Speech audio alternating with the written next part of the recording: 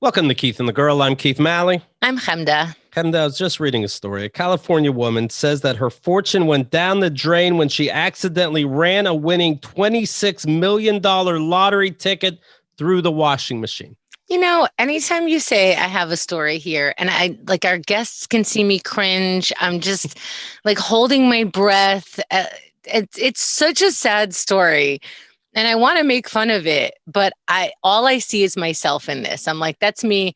I let it go down the drain. That's what I would do. You know, I got to staple it to my forehead or it's going to just disappear. So thank you for the boost of energy, Keith. You always know how to cheer everybody up. Do you think you'd kill yourself? Because I think I might. No, because I'm still in the same place that I was yesterday and I wasn't killing myself yesterday. Like, no, yesterday you had $26 million. Did I? Did I? Although watching the Doge thing, it still makes me cry sometimes. So I don't know. It feels like real money. The government was going to take a third and then everyone was going to only like me for my money. And now I'm happy again because they have the woman on camera buying the ticket, but she has to have the ticket in hand to get what would, you know, after taxes and whatnot, be $19.7 million in California. Now the schools get it. I live in that school now. Fuck you. I find a crawl space and I live there. I paid for that school. I would say, never mind like our voting system. I would be very upset with our lotto system. And that would be my new rage. That would be like trying to get people out for this whole thing. Like, you see me on camera. I turn into a lawyer. Yes, maybe I would be a little upset. Of course. Of course. I would tell my lawyer, like, find a fucking way. You get $10 million. Right. I will split it with whoever can make this happen. Right. Big news this Saturday. It's the next Silent Trailers game. Everybody's loving it. Check out the lineup. KeithandTheGirl.com/tickets. I got to lie to you. Some stiff competition against me. So come to the show. Root for me. It really does help. Keith and the Girl VIP members get a free ticket. How about that? Get a free ticket. Get Henda's new show with Mike Kaplan, Philosophically Speaking. It's all in your VIP package, KeithandTheGirl.com/VIP. Also, I'm giving you a lot. Get out your calendar. This Wednesday, we're bringing back our stereo game show. You remember the app. For prizes for just one day. Win backstage passes to Silent Trailers and a free week of OMAC Club. Meet us this Wednesday through the link I'm about to tell you. It's a free app to download. And listen, it's free to listen in case I just threw you. Stereo, stereo.com/Keith Malley or stereo.com/Chemda. So this Wednesday, be part of that game show. Get some Silent Trailers related prizes, backstage pass, that kind of thing. And then on Saturday, the actual Silent Trailers game show. And I won the last one, and I'm feeling very good. So be part of the winning team. All right. Chemda's podcast is up now that she just did with The Good, the Dad, and the Ugly. Yeah. How did it go? Boys. I think you so control those boys. Stop if it. I may say. Am I right or wrong? No, I think no. I think they so do that. Nervous around you. Sure, but like I think that's a way to like now I gotta be all loving and caring. No, don't be scared of me. Bring topics. Right. Are they cucks? No. I don't know. I didn't hear the show yet. I just remember other times that they've talked to. No, they're sweetie pies. And no, unfortunately, now when men are a little bit sensitive, now we call them cucks. Before we called them a word that we're not even allowed to say. No, they're just sweethearts navigating new emotions like every other dude. Because now we're expecting you guys to navigate the emotions. All right. Well, the boys are back. I'm reading their description with good friend and hilarious podcaster Chemda. They talk the best way to respond to your partner's crying. What is the best way? Real quick, give us a spoiler. Don't be scared. Okay. Like, some people like petting. I like when if you treat me like I'm your puppy when I'm crying. I throw treats across the room. Yeah. They talk about smoking weed in your 30s. That's typed like that's too old or something. Okay. Helping Diana Ross move. Yep. Cunt. And teaching children. I added that for the record. I was there. And teaching children fake karate. And it's both a humdinger and a doozy, they say. So it's the latest episode of The Good, the Dad, and the Ugly. Chemda's there. Make sure you download it. Okay. It's always very fun to, we love for the show to see how many downloads when we're a guest, we brought them. So make sure you check it out, please. All right. Speaking of which, we don't mention this in iTunes or Apple, whatever that's called with podcasts. You can give that stars, give it a description. We're always told that it matters a lot, but we hardly ever bring it up. What a sales pitch. We're like, hey guys, we heard that it matters if you rate us. So whatever app you're on, if you can hit that 5 stars, listen, if there are 6 stars now, all of a sudden, do the right thing. Like figure it out. This isn't accounting, but like, if you get it right, you get your CPA. I don't want to throw you. Death in Grasp says 5 stars. Fantastic and addicting. This is a fantastic podcast. Tons of great guests and always topical and interesting. So many amazing laughs from listening. Most interestingly, I didn't expect to feel so close to Keith and Chemda. Gotcha. Oh, you know what we should do? We should keep changing the description to the show to like someone else's review. Every time we get a review, we change the description, and then it's going to be all about you guys. You could, because I'm hearing this description, I'm like, oh, that's a show I want to hear. I'm into it. When Chemda had her tumor, I was genuinely worried. When she sang beautifully after recovering from surgery, I felt a happy tear in my eye.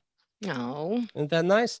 Here's nice. One star. Even my parents didn't care that much. No, this is from your parents. 1 star. Awful. They are awful people. Oh, that's nice. Okay. All right. Wait, if we're awful people, this world is going to shit. I'd like to think so. Yeah. Chicago voice teacher writes, listeners since year 1. This is one of the original, one of the best comedy talk shows in the Potosphere. I haven't missed an episode since first discovering them on episode 160. Where are we at now? 3408. Well, this was episode 160, talking about bear maulings in China. You remember this? Adam Brown was on the show, my buddy.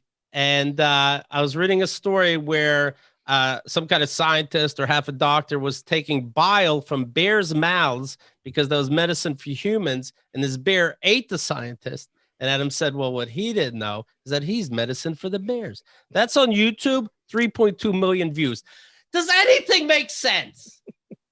With Doge, I don't know what is money. With bear eatings, I don't know what is views, but it's very exciting. And this person was part of it from way back. See, now, wouldn't that sound good as a description for the show? Yes. My new favorite podcast, 5 stars, says Tree Crack. You guys make my day listening to the dad compilation. I love you. KeithandTheGirl.com/dad. Yeah, it's all right there. Ooh, catfishing my dad. Let me read a couple more real quick. I've been listening to Keith and the Girl, says Miss Colby, for almost a year now. It was recommended to me by a friend when I was starting to listen to podcasts on commutes. I didn't think I would be able to get into such a long-running podcast. Jumping in after they've been doing their thing over a decade seemed daunting, and especially considering Keith was catfishing his dad as his ex-wife. I listened once, then the next day, and kept up as they release new episodes, and it's become part of my daily routine. It's the perfect balance of humor that's not too detached to the day-to-day current events, thanks to Keith's bummer news. Bless you. I think that bear eating the scientist was like our first window into your bummer news section. Yeah. Kenda's like, why do you got to report that? And I'm like, how don't you? His yeller response to the calamity of the moment is like a balm for the soul. Thank you. I'm a VIP member, so I can hear the gossip the following week on Last Week on Keith and the Girl. 1 star from McCowboy says, if you hate America and police and love violent looters rioting, murdering, and burning down cities, you will love these guys. I listened for many years, but I can't listen to them defend this. That went all the way down to 1 star. My BLM points. You loved it. And I was like, hey, I understand the rioting. That went down to 1 star. That's too easily, I would say 3. That's silly.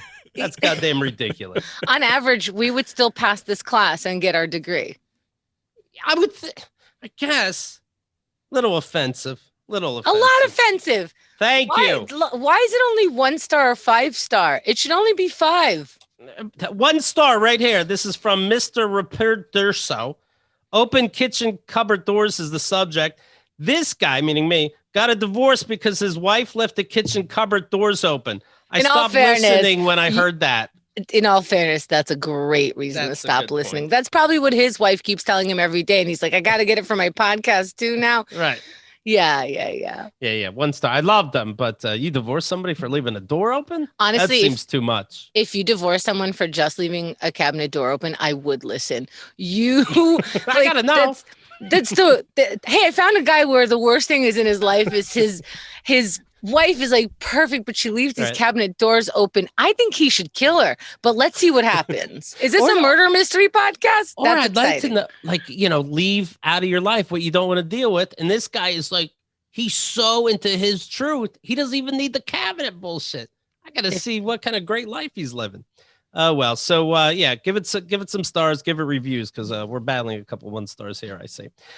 Today's guest, ladies and gentlemen, you're going to love him. First off, this is a reoccurring guest. This will be the second time this gentleman I'm about to introduce has been on. Oh, a gentleman. Yeah. Who knows anymore? This is back in 2014. Right? So we got some catching up to do. Well, he hasn't gotten a haircut since, so let's see what's up. He's worked on Comedy Central, the Cartoon Network, Disney Plus. Co-host of the podcast, Jordan Jesse. Go! Jordan Morris. Hello, Jordan. Hi, it's great to be back. And can I just double back a little bit to the topic of what we're calling like sensitive boys, sensitive men these days? Yes. Mm-hmm. I don't love cuck personally. Okay. I prefer soy boy or beta. So good to know. I'm taking if notes. we could go with soy boy or beta for me, whenever I start crying and talking about my dad, that would be great.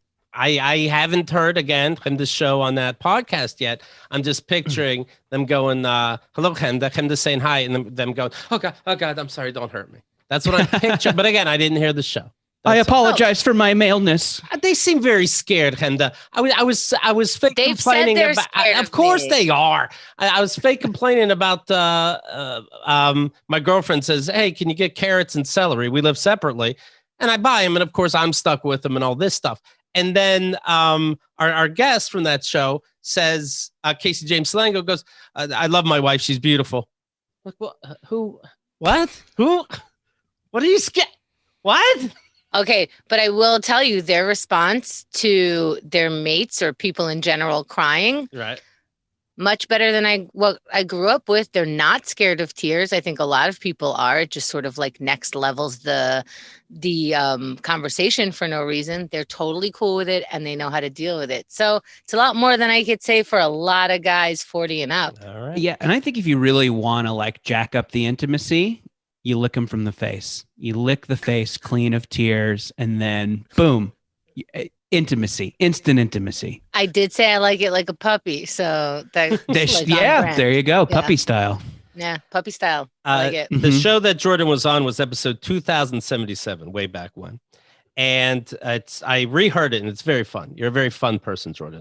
I had a blast with you guys. I felt like there was, and I still remember it. It was a ton of fun. We kind of got like podcast like set up a little bit from our mutual Jesse Joyce. Mm-hmm. It was a little bit of a podcast blind date, and I think it went great. I felt like we had great chemistry. I'm like, hey, I'm locked in with two professionals. Like, these guys get it. They're great hosts, and I felt comfortable. I do a lot of guesting, and it was some of the most comfortable I ever felt. Well, here's why I brought it up. That's the new description for our show now. That's true. We are going to use it, but it's getting embarrassing now, so I had to cut you off. But we brought up at the beginning of that show how I told you that Dracula and the studio was so clean, and you two are so attractive, and it smelled so great in there. I'm like, I didn't realize I wrote all of that for him to read. I brought up Dracula Untold and told you it was movie of the year. It's now 7 years later. Have you seen the greatest Dracula movie of all time yet, Jordan? No, and I guess I've just been saving it because I hear it's so great. And of course, the legend of Dracula Untold has only increased since its release. We're all still talking about it, and I definitely remember what it is. But if only you could find the time. You want to really devote. You don't want to be cooking or answering. But haven't you had like a friend put out a movie or a book or a song or anything, or even a band that you don't know or you're not buddies with? Like if Pearl Jam came up with a new album, I wouldn't hear it the first day. I'd be nervous, and I'm putting it aside for a second. Right. You want to be in the right head space. That's what I think Jordan's doing. So maybe in 10 years. But did you see the speaking of like, those those Universal monster reboots. Did you see the Tom Cruise Mummy? This is how much we have to catch up on. I see everything ever made. That's the point of silent trailers. Yes, is horrific. Oh, you didn't like? I kind of was into the Tom Cruise Then Mummy. you would marry Dracula Untold. You would buy the actual film so that you can roll it on your dick and fuck it. If you love the Mummy, stop it. Stop doing yourself a disservess. All right, I'm quarantined. What should I do? Shame on you. Ladies and gentlemen, his partner. From Jordan Jesse Go. Here he is from NPR, IFC. Come on. I mean, these are the guys that made Judge John Hodgman, if you ask me. Here he is. Jesse Thorn. Hello, Jesse. Keith, how are you? Hi, Hamda. Hi. Hey. How's it going? Are you jealous of the relationship we had with Jordan? Yeah, I feel like you guys have already licked each other's faces, and I'm kind of out on this. I'm still licking this salt lick, like a deer. Well, I'm looking at the two guys, the summer boys, right? And you're all about chilling, grilling, Ithaca, right? Was it a bummer? Having this silly thing come Ithaca? Yeah. Ithaca, New York. From the Ithaca is gorgeous bumper stickers. I was saying etc. But I just didn't want to I just didn't want to take all day, The irony is you're trying to shorten it and then it's a long fucking word. But somehow you came up with being the summer boys and it's going to be the summer and you're going to be laid back and chilled. And then you got this fucking Chet Hayes, world-renowned superstar. Right. He comes out and goes, it's going to be a white boy summer. Now, you're very clear. You wouldn't even think, hey, are they talking about race? But you do go out of your way to say, I want to be clear. Any gender can be part of this. Now you got Chet Hayes coming out with White Boy Summer. His T-shirts have that white supremacy font. Was that a bummer or nothing related to being two cool summer dudes? Well, yeah, I should say, so we did a summer boy tour a few years ago, and this is based on something that happened to me. I was at a wedding in Baltimore, and I was getting a cab to the airport, and I was wearing shorts. No one in Baltimore has ever worn shorts. Mm-hmm. We live in Los Angeles. Jordan was headed back to the balmy climes of Los Angeles. It was winter in Baltimore. It was still warm in LA, and Jordan was perfectly appropriately attired to get on a plane to Los Angeles. Sure. The cab driver said, in my shorts, I looked like a real summer boy. And that's something we kind of took it. We took it and ran. We had a tour. And I think like it became kind of a big thing with our fans saying you're a summer boy, getting into the values of chilling and grilling, tubing, underhanding your bro a beer, that sort of thing. That's fun. That's when you sometimes you don't even look at him, right? You just give him the slide. Yeah. Behind you. Oh, yeah. The backwards, the behind the back, like Steve Nash or something. Yeah. Yeah. It's like an explosion behind you and you don't turn around and look. It's pretty fucking awesome. Yeah. Wow, I'm really getting the understanding why women are not invited to some of this stuff because we don't want to be. We should say it's inclusive, that anyone can be a summer boy regardless of your gender expression. Right. But it's another year. It's obviously a cool phrase, and that's cool to do that cool stuff. And then this fucking Chet Hayes. What do you do? Like, do you guys have a business meeting? Do you think, hey, we started this, it was unperverted, let's ignore it? We're the first ones to ever put boy at the end of something. I have to say, Keith, the most upsetting part for me was I watched the video where Chet Hayes introduced White Boy Summer, which in and of itself, the fact that the internet tricked me into doing that was upsetting. Right. Sure. But then like you should be offended it comes up in your feed. Right. Exactly. Then the rules that he put out. So this is what I remember of the rules that he put out. I don't have them in front of me. Sure. One of them was no boat shoes. I support that 100%. Yeah, no boat shoes. He's like, simple sneakers only. I'm like, yes, wear Converse, not boat shoes. I'm in. Right. He says, no plaid shirts. You're not a tablecloth. And you know what? What kind of I'm shirts? 100% behind that. Plaid shirts. Plaid shirts. Yeah. I think he meant gingham shirts. I'm not going to lie, but I agree with the sentiment. And then he said, no more calling girls smoke shows. And that, while extremely fucking weird as a rule, is something that I can get behind. That is a creepy thing to call women. Right. And so I was most upset not by the fact that he declared White Boy Summer or even the racial implications of it, but simply that I found myself agreeing with him way more than I was comfortable with. Right. Well, it is the racial implications that is the problem, you see. It is that KKK font, fair. and it is that he said, I don't mean White Boy Summer like attacking the Capitol. I mean me and all my friends are white. And then he names them, Yeah. and, the white names. I believe him. That's probably the off-putting part. But yeah, sure. If it has to do with attire also, sometimes you get some things right, I suppose. How are you guys holding up during the pandemic? Let's start with you, Jesse. You're married, right? I'm married, and I am a cuck, total beta cuck. I like it. I have 3 kids, and it's horrible. What can I say? It's horrible, but we're getting by. I just got some tacos from the taco truck for the first time in a long time, so pretty excited about that. That's basically, I'm thinking back over the last 15 months, that might be the only good thing that's happened. Yeah, excellent. I think, everything else has been bad besides the tacos, but they were good tacos, cabeza.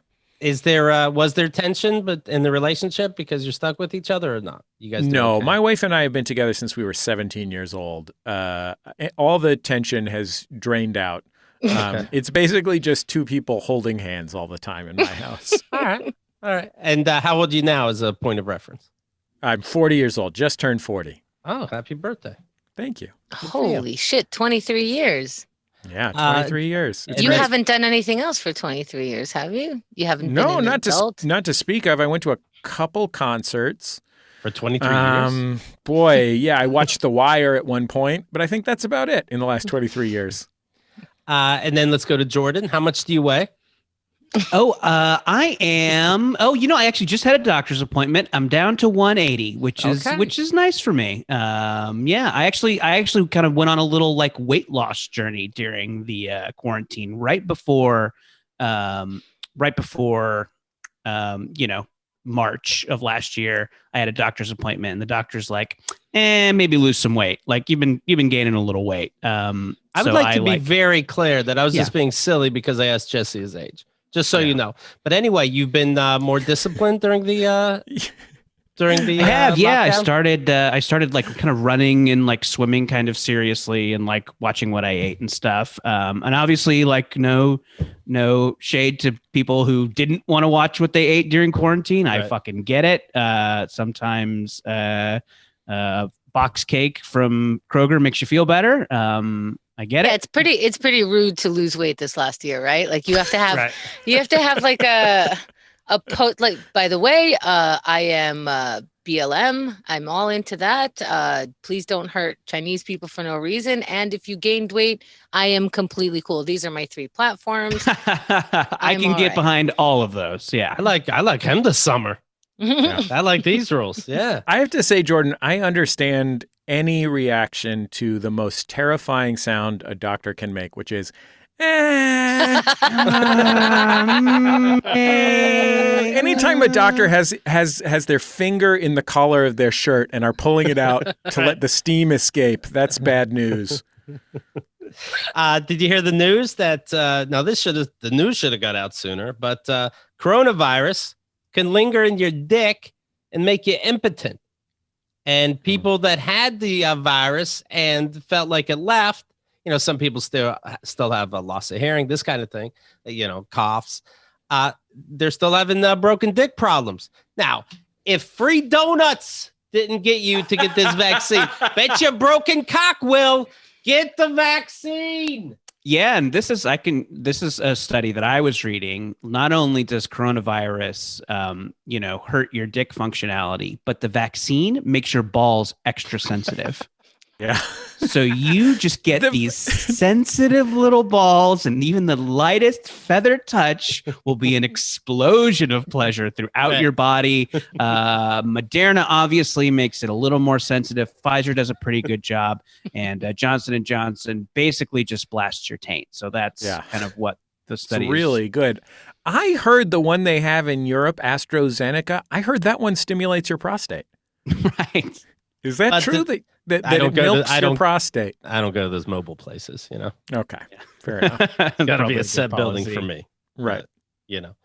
Hemda, we haven't talked about. I don't mean to put you on the spot. What's you and the I vaccine? now weigh. Just right. kidding. You were thinking about getting the vaccine, and I say thinking about it because you have a big, and it seems like everybody's got diabetes now. I didn't know all my friends had fucking diabetes, by the way, since this virus. But you say the name of your thing again, if you please. Myasthenia gravis. Easier to say philosophy. And how do you describe that, by the way?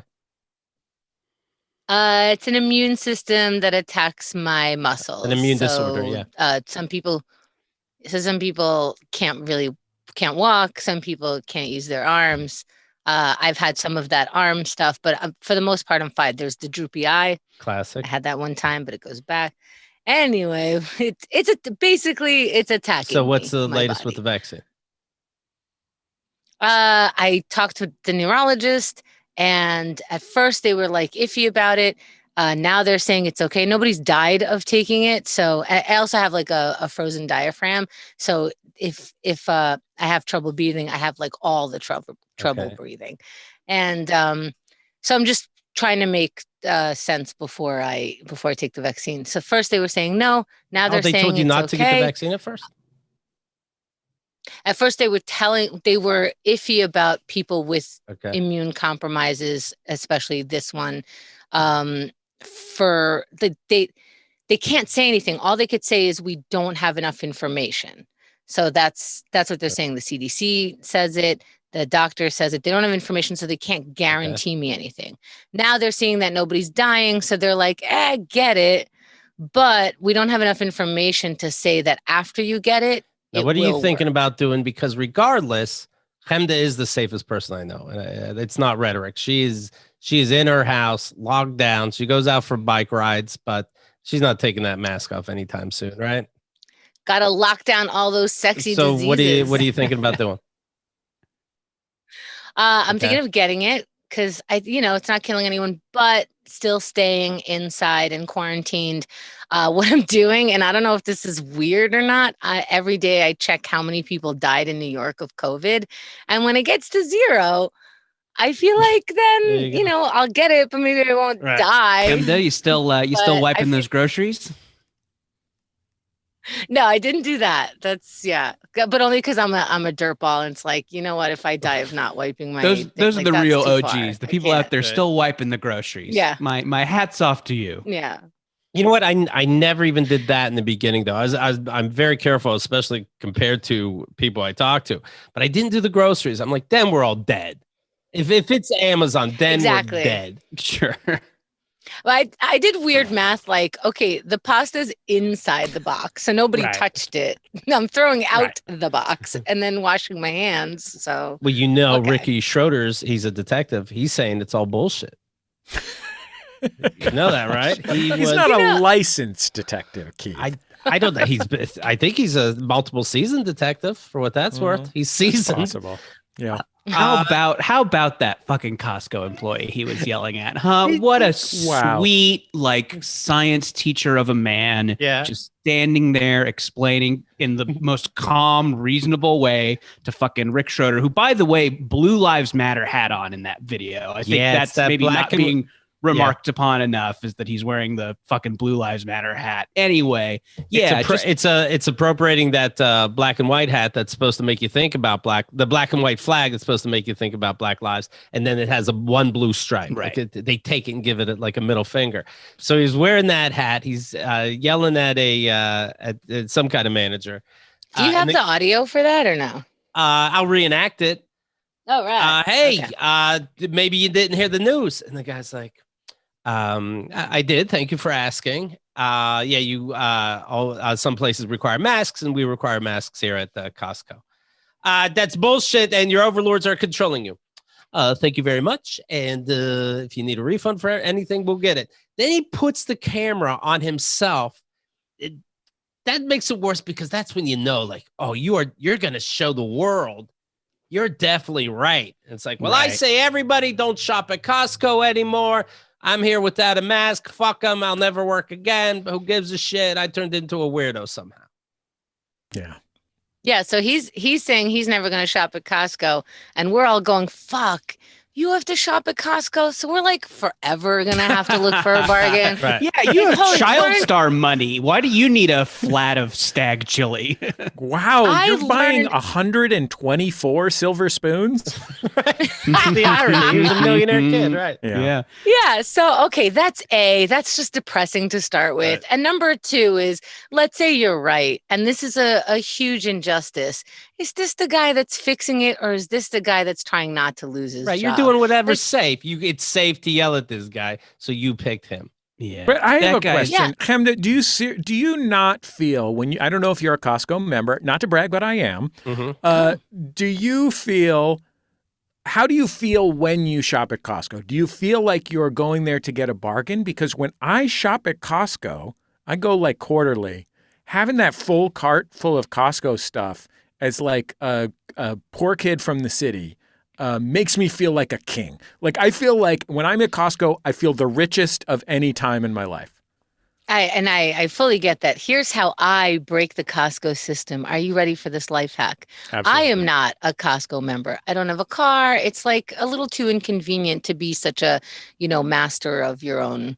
But my brother who lives in the suburbs has a Costco card. And what he does is once or twice a year, he buys a gift card for me for $5 or $10, sends it over to me. They have to let me in with a $5 gift card, and I could buy $200 worth of groceries.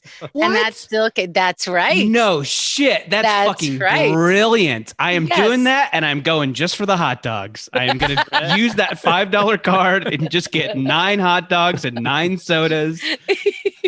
You just changed my fucking life with that. I haven't been to a Costco in years, but It's fun. I agree yeah. with Jesse. It's super fun. It's like, oh my God, I won't have to think of toilet paper for 2 years. This is great. I can use all of this toilet paper as my squatty potty. I have so much of it. There's the plastic. four gallons of Lubriderm. Yeah. I always Oh. feel like I've never lived in an apartment big enough to where a Costco purchase makes sense, though. Like like when you live alone in an apartment, like where do you put the Costco shit? Like, anyway, yeah, that's always You got to been my. make it into something useful, like a throne or something, a Costco Yeah. throne. Yeah, my Just- couch is a little sideways because I've been using the toilet paper on one end, but it's pretty comfortable. It's Yeah. extra soft. Yeah. Mhm. Yeah, you Quilted. make it your thing. Ricky Schroder, by the way, with his ex-wife, has 4 children, Wow. and you did that. Yeah. You didn't think that's how selfish you are. You're not thinking about the world. You didn't even think about your 4 children that have to go to school now. Yeah, it is amazing how viral that weird thing went. But I hope Right. that I just want what's best for the Costco manager. I want Richard Jenkins to play him in the movie. I want him to do all the like Kimmel cameos and shit where he like comes out and I don't know, explains something to Jimmy. Anyway, I just fell in love with him in that video. Yeah. Do you Also, think Go do you ahead. think Ricky Schroder his kids are at school like just telling people that their dad is the guy from Webster or something? They're saying he's Webster, right? Yeah. Yeah. Any way you can get away from that. It's always these. I got to do what's right, even if I look like an asshole. Meanwhile, he's the guy, of course, that put up a lot of money for that $2 million bail fund for Kyle Rittenhouse, that 17-year-old that fatally shot 2 people, wounded a third after the shooting of Jacob Blake. Remember that? He had his AK or whatever he had in the middle of the street shooting. The cops were okay, of course, because he was white. Ricky Schroder helped pay that bail. Ricky Schroder arrested twice for domestic violence in 2019. Somebody after his wife. The guy that just needs to make things right. Oof. Domestic What a- USA violence. number 1. What was What that? a piece of shit. Yeah. USA number 1. Yeah. Oh, you just got to do what's fucking right.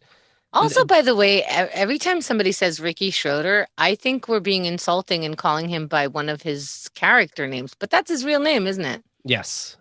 Yeah, And, he and has that's the where he has most- all his frustration. Yeah.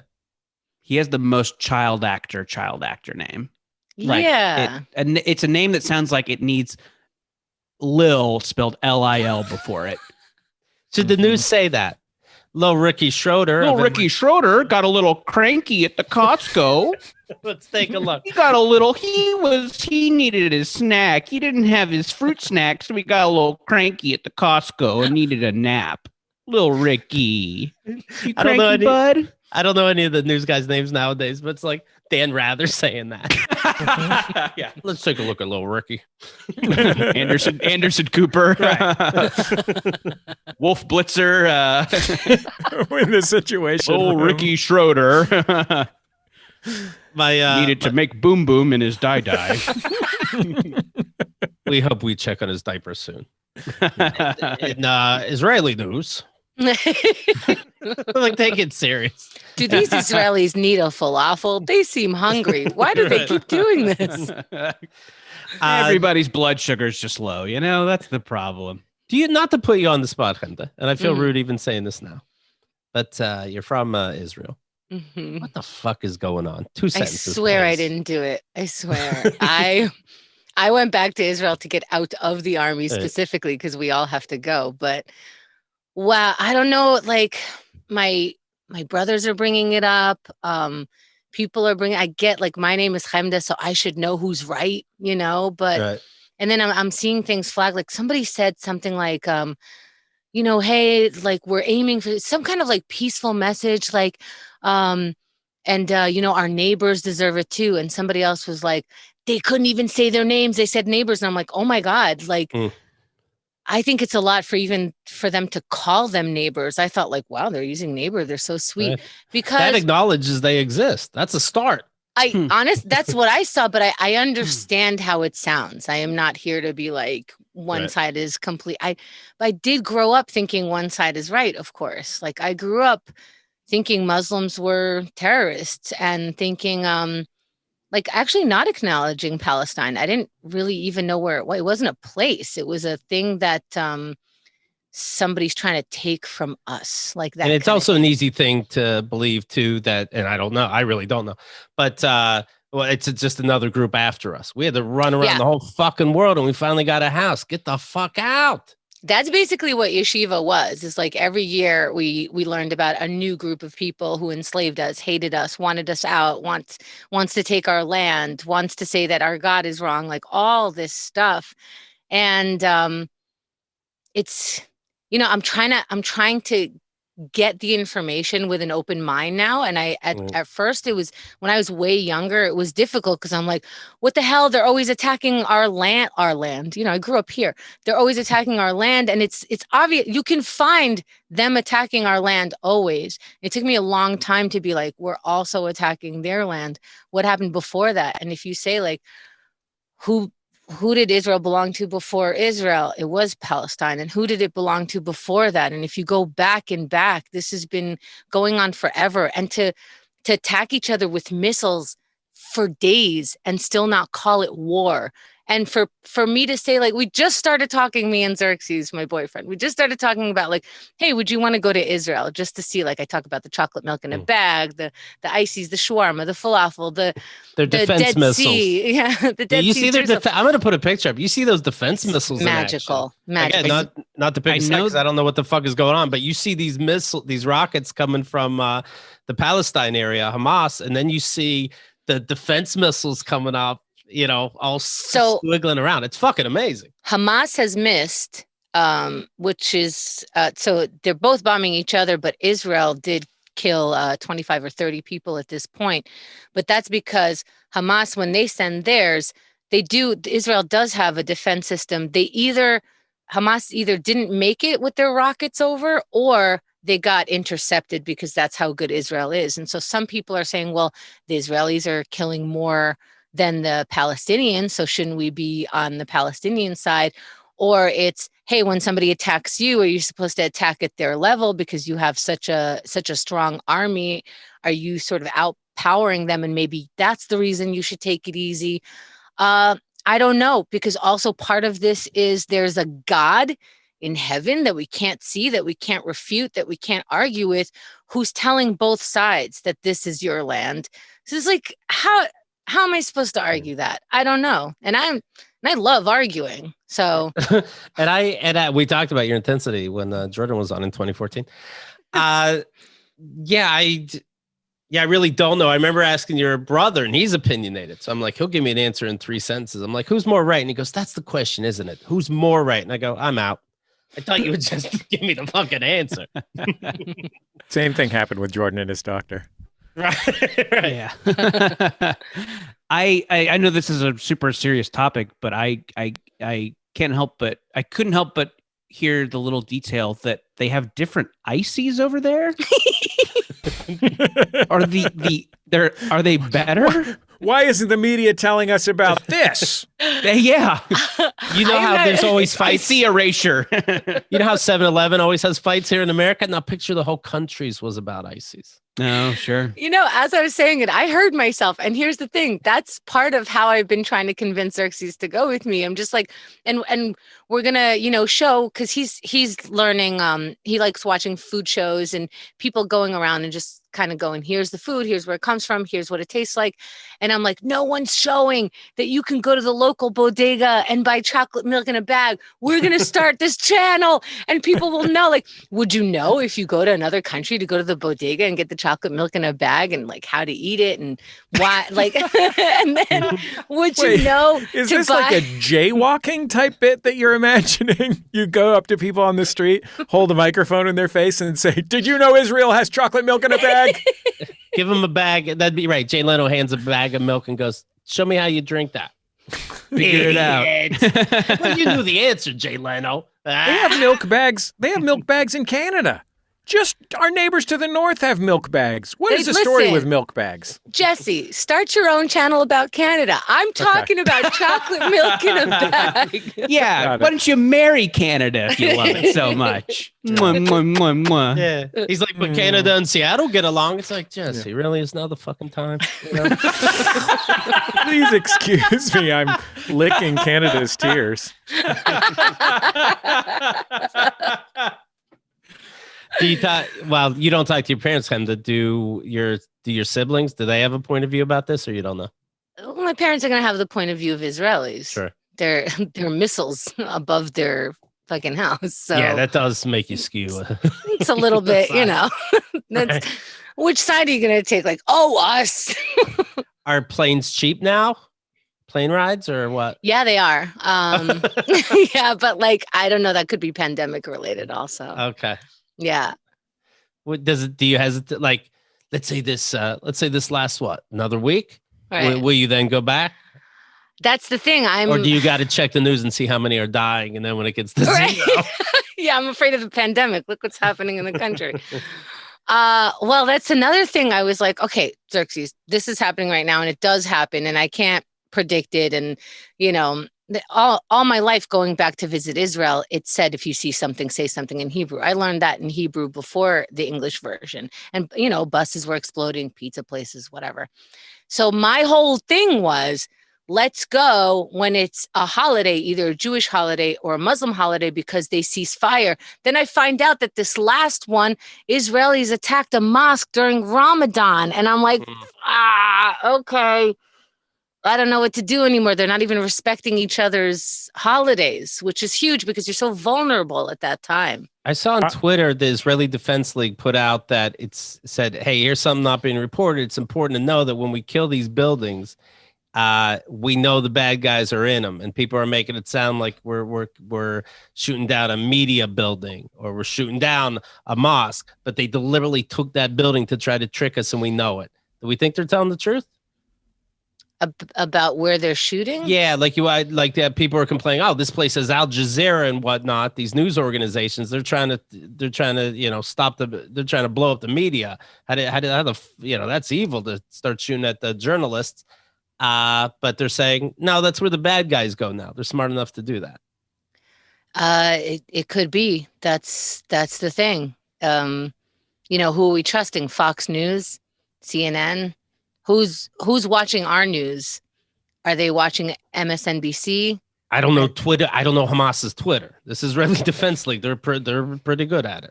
I think it's fair to say, Keith, my stepmother grew up in Belfast in Northern Ireland during the Troubles. Right. And she grew up, her family is Catholic, and she grew up on the Falls Church Road, which is, was the center of the Troubles, essentially. It was where the Protestant paramilitaries went, and it was, 2 blocks from Sinn Féin headquarters, where the IRA was headquartered. And she had family involved in the conflict directly.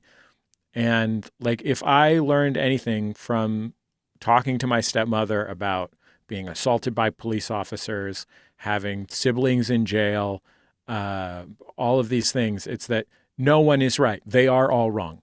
Like, war is wrong. It's literally the worst thing that there is. It's so horrible and terrible. My father's a veteran as well and taught me this same lesson. It's so unspeakably terrible that there's no winner. There's no good team. War is bad. And, Jesse, I know that this is a very serious topic, but do they have chocolate milk in a bag? Yeah, I don't know. I went and I asked. They don't. They have that bullshit version of Coke. You know the one. If only there was a YouTube channel that will tell you where to find all these things. I think that's so comment, true. Subscribe. My ex, who I dumped because she left the cabinet door open one day. She took me. She's Irish. Hold on, Keith. Can I just say 3 stars? Okay, 3 stars. Thank you. Right? Yeah. I'm not complaining full on, but it could be easier to find parking. Granted, but I'm still going to say 3 stars. If I said to somebody, "Hey, how are you into marry them?" and they go 3 out of 5, I'd be like, "Don't do it." Yeah. But it is funny when I heard the term troubles. What the? It is. Yeah. The Middle East isn't at war yet because the right paper wasn't signed, and they had the troubles. Yeah, I call me and my girlfriend fight. I call it an argument. I don't call it troubles. It's an intense scene because the last time I was back was maybe like 4 years. I say back. The last time I was there was like 4 or 5 years ago. And I was at this conference organized by a dude who was originally from Dublin and lived in Belfast. And he told me like, oh, the peace process is beautiful. Everything is fine. I wouldn't even know that there were troubles if it weren't for the murals around town, right? There's these murals of the hunger strikers. And you take a tour almost. You take a tour on a bus and they show them to you. Exactly. And then I went to talk to my uncle John, who is like a, like office computer systems administrator. Like he's like the guy who tells you to turn your computer on and off, I think. Right. And he's got my wife in the car who's never been there, never heard about any of this stuff. And like the first thing he says to her is, right over there is where they burned an effigy of a Catholic boy who was 15 years old dying of cancer. The troubles will never be over. Anyway, I suppose you two will be wanting to see a castle then. And we're like, yes, thank you. We would love to see the castle. And seriously, we went to the castle. And of course we want to see who doesn't want to see a castle? We don't have, America doesn't have castles. Right. Only the East Coast has White Castles. So it's tough to picture those castles with furniture, by the way, right? Otherwise, they look kind of stupid. Yeah. It's like, what are they doing? Like a mid-century modern thing? But anyway, we're at the castle, right? And we're going around just doing castle stuff, like checking out those little tiny windows that you shoot arrows out of and stuff. Right. And at one point, my uncle says, I do enjoy the castle. But, I can't go across the street for a drink because they'd kill me. Oh. And it's like the castle is neutral territory. Wow. The pub across the street in 2017 or whatever it was is a no-go for a 60-year-old man. And, that's 25 years after the peak of this, 30 years after the peak of this. That's what it is. My dad participated in the bombing of Laos and Cambodia on an aircraft carrier, and he was back there. He worked there in Laos, and there's like tens of thousands of people who are injured every year in Laos by unexploded ordnance from American bombing in the 60s. Yeah, like it's real, And reconciliation is all there is. The property's cheap over there. It is. It's really good. Like I feel like I can't even get 3 bedrooms in LA. I get 3 kids. Right. So I'm thinking about moving there. I really like larb, which is a type of rice salad. Are you happy that I let you finish, or you wish I cut you off? Fucking sound. Oh, you really need the answer? I think it's clear. I think it's clear, Keith, that I really ended that thought with a bang. I really brought it home, tied it all together there at the end when I described larb, which involves who was it chopping that a chicken was into tiny pieces with 2 big cleavers. who was sarcastically saying USA number 1? Maybe, right? We just got to go through all the countries one at a time. It could be number 1. Let's do a quick ranking of the countries. See how that comes out. Send us your thoughts. Yeah. Oh, R.I.P. our mentions. But you see all this stuff on social media, and I like to think I'm pretty good not adding to it when I don't know what's going on. But you see the people that just what a strong opinion they have, and it's like, I know you, and you shat your pants from drinking last month. Like you never been out of the country. You have a thought about this. Yeah. I'm just asking questions. Sounds like Hamas are a bunch of piece of shit. It's the time that I'm the most I'm a seeker of truth. It's the time I'm the most grateful to be an NPR journalist, which I host an arts and culture interview show for NPR. So I'm not really a real journalist in any substantial way, but I'm not allowed to have hot takes in public about politics because they have a journalistic ethics code. Sure. So I can't say anything. It is like such a blessing to me to be contractually obliged not to have an opinion about things. And you can also pretend that you have one. Yes. People just assume, and you're like, I'm going to be frank. I got it, and it's smart. Right. I'm as informed as Robert Siegel about this, but mum's the word. Right. And everybody will assume that you believe what they believe, and that's the end of it. It works out. I saw that. By the way, also, my brothers are bringing this up in our group chat text and stuff. And Andrew just sent me this video of people in London who got a speaker thing in their car so that they can give you announcements as they're rolling down the street that Jews are all the worst and you should rape their daughters. Like an anti-Semitic Blues Brothers? Yes. Yeah. Wow. That's what's happening now. And you just go like, oh, okay, let's say you have a point. Look, what? There's both sides on this. Right. Did you guys know? Rape their daughters. I just learned Eric Clapton is a xenophobic racist. Like I knew he was weird about like Brexit and stuff. But I heard about like really horrible stuff. He said like on stage at shows. Like I'm not going to quote chapter and verse on this. Right. I want to be clear. This is something I've read 'cause you're not allowed 3 paragraphs about. But I was like, wow, Eric Clapton, I thought you were just lame. I didn't know. Our dad's heroes seem to be participating in this sort of behavior. Van Morrison just put out a song called "They Own the Media." Oh, fuck off. I am so glad my wife and I went to see Van Morrison right before the pandemic. It was amazing. Like, I love Van Morrison's music. I grew up, as I said, in an Irish household. So he was like unto a god, had an amazing experience. He ruined it all immediately afterwards. And I'm so grateful he waited. Like, it was so considerate of him to wait until after I got to see that show at the Wiltern. Yeah. I'm bummed that I'm like, fuck, I just miss seeing Morrissey. Well,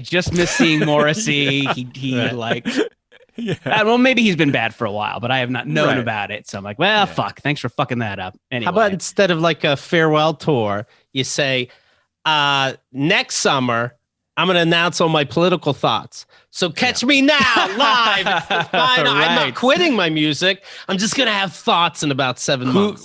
Will they be good? Will they be bad? You're rolling the dice if you don't come see me now. Yeah. Instead of Kiss keep saying they have their final tour, it's like, I have my final thoughts in December. Tickets now available in July.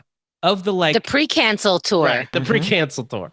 Of the dad rock legends, I would really at some point love to see Billy Joel. Like I would really like to see Billy Joel. Maybe Billy Joel and Fleetwood Mac. I would love to see Billy Joel and Fleetwood Mac at some point. So I'm just like, please, just don't open your mouth, Billy Joel and Fleetwood Mac. I would love to see you at Dodger Stadium at some point because I fear both of those organizations probably have some takes. I mean, dementia kicks in and then they can't help but talk. My mom's, I realized when I saw she started getting Alzheimer's and dementia, we were at a theme park And she would come up to every black person and ask to touch their hair and be like, "Oh, this is wild. I've never seen that." And I'm like, "You're fucking 70. I think you've seen it." No. And every tattoo, why did you get that? And that's when I, started looking things up. And that's the first thing to go. Being Your mom's normal dementia, socially. Yeah. Controlling microaggressions was the first thing to go for your And I'm mom. like, oh God, there must be something under there because you've seen this hair.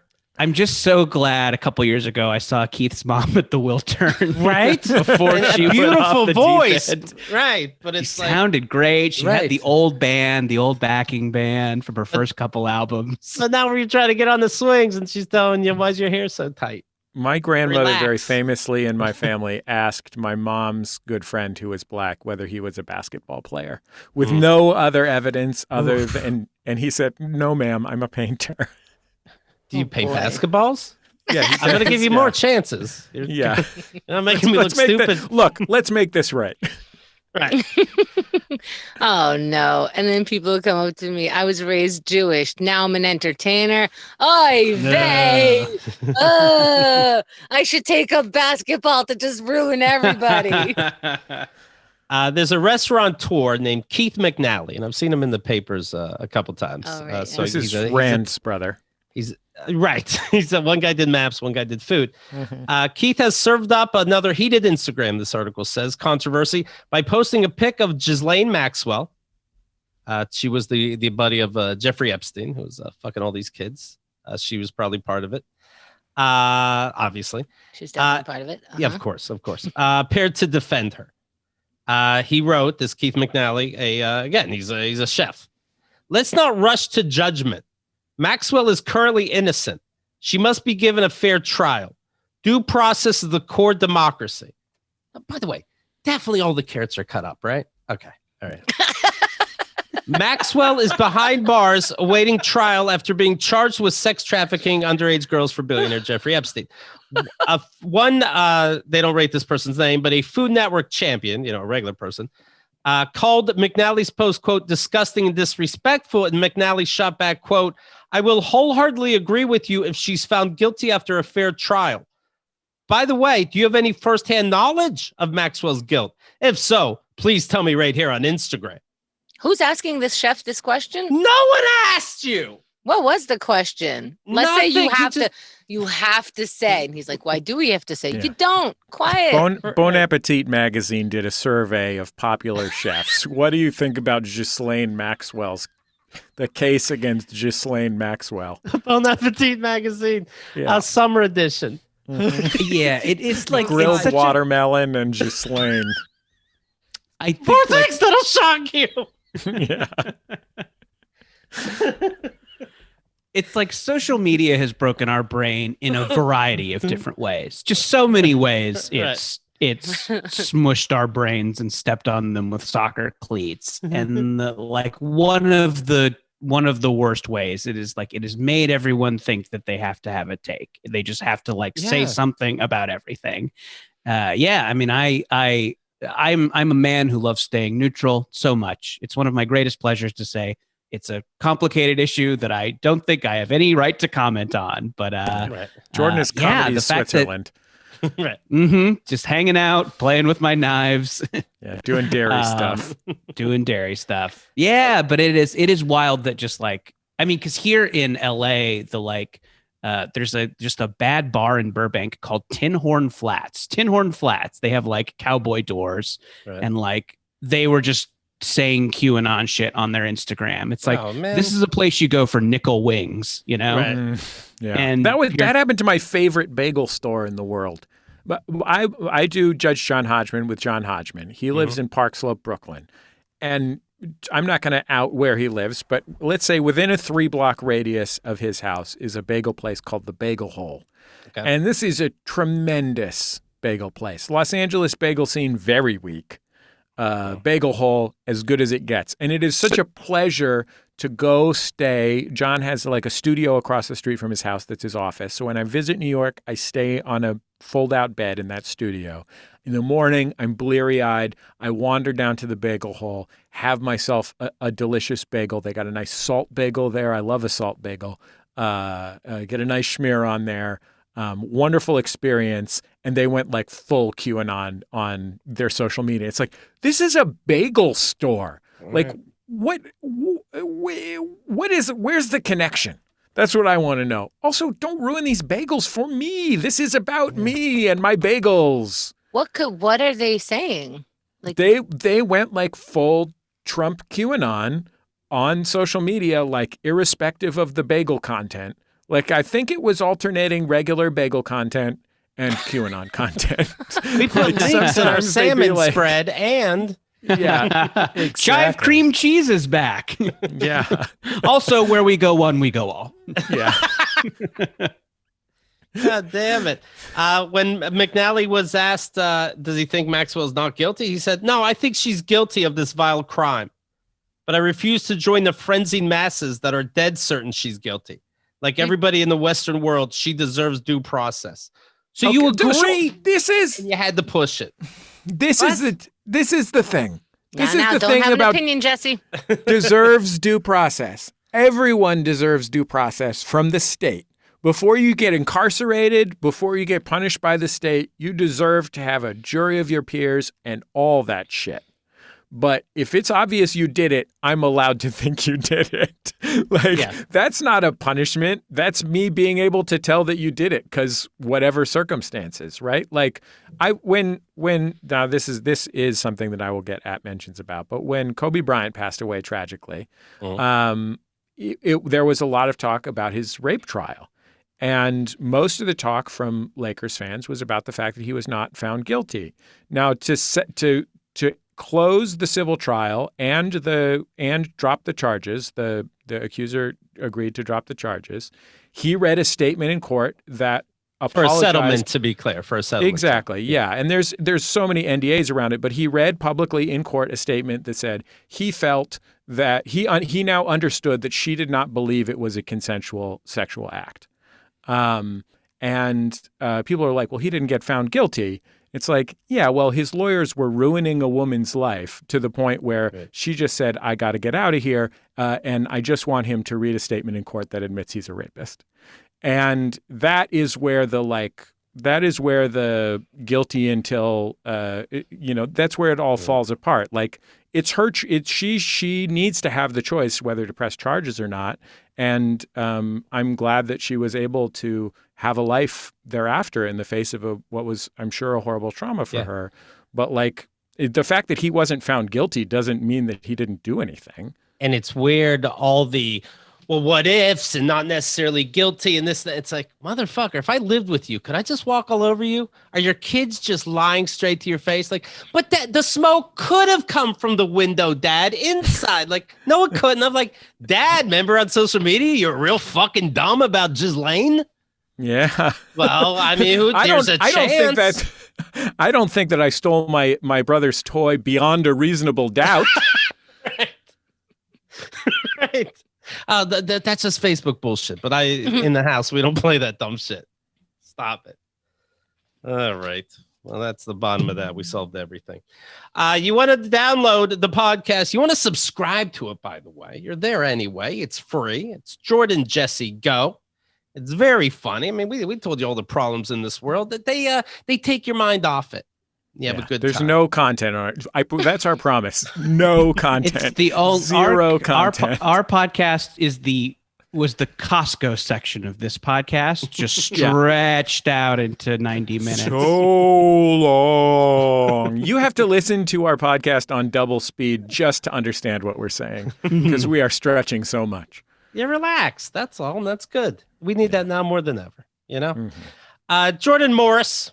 Yes. You also have, by the way, congrats on your graphic novel. Thank you. The podcast that turned into a graphic novel. It's called Bubble. It is, yeah. So in 2018,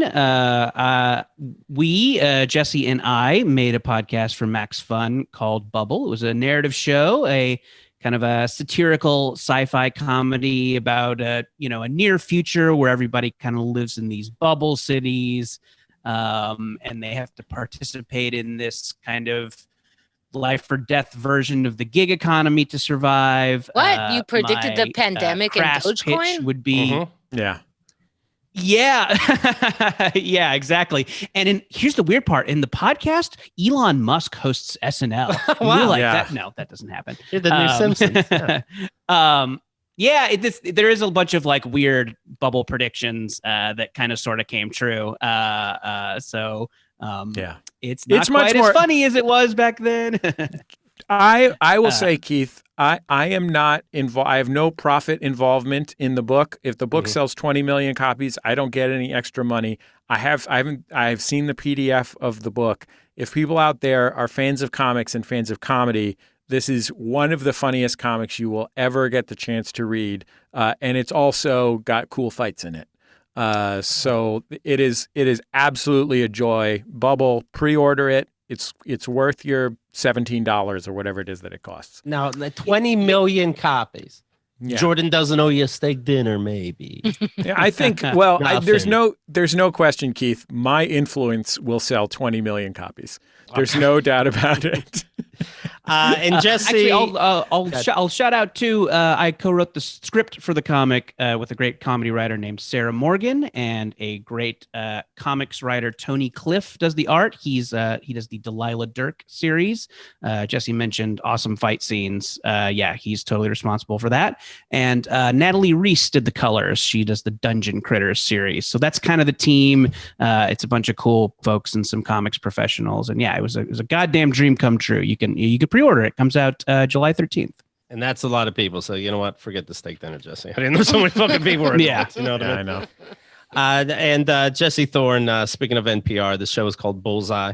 You want to check that out as well as downloading the podcast. Like I said, Jordan, Jesse, go. So good to see you guys. Thank you very much for your time. Yeah, thanks So for having glad. us. Yeah, thanks for having us. It's so Keith and how about you guys are one of the few still standing that have been in the game as long as we have. We have so much respect for you guys and your work. You're so funny and great. And thanks for hanging in there and doing good work all these years. But Yeah, but And at then- this But steak, it's I'm- time I to just wrap it will- up. But I will need a steak dinner. Yeah. Also, improve your parking. and just pause for 1 second so I can take sound out later. And that's it. Thank you guys very much. Hey. Thank you. That was so fun. You guys That are was so fun. funny. Yeah, that was a blast. Thanks for having us. Sorry Thank I talked you. about how sad war is. No, honestly, I was just going to say, I didn't know how I'd bring it up or if we even would. And I just went for it with Henda, and you guys were great. If I was listening about somebody's opinion on it and I had no clue, I'd be pleased. So my point is, thank you. Yeah, I think it went well. Yeah, thank you. guys. All right. It'll be out in a short while, and then we'll post it and tag you guys and everything. Hell yeah. Awesome. I hope you guys will continue to keep us posted about when you're out here so we can have you back on Jordan Jesse Go, have you, Keith, on Jordan Jesse Go. We've been remote, but I think in a few weeks we're going to go back to doing it in person. So when you're on this coast, Right. please make sure that we know. That Sounds sounds good. great. Thank you. Thank you. All right. Later, guys. Okay. Congrats on See ya. everything. Yeah. Bye. Peace. Thank you. KeithAndTheGirl.com.